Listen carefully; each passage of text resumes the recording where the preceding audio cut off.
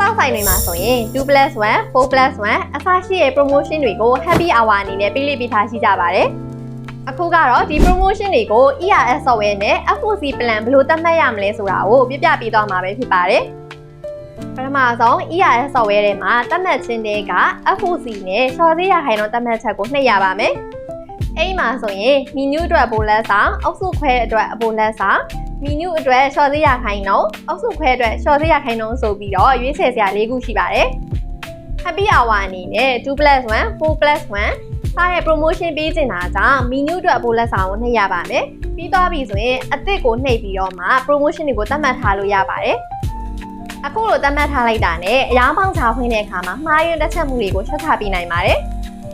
အခုကတော့ ERS software မှာ FOC plan တွေကိုဘယ်လိုသတ်မှတ်ရမလဲဆိုတာကိုသတ်မှတ်ပြပြီးသွားတာပဲဖြစ်ပါတယ်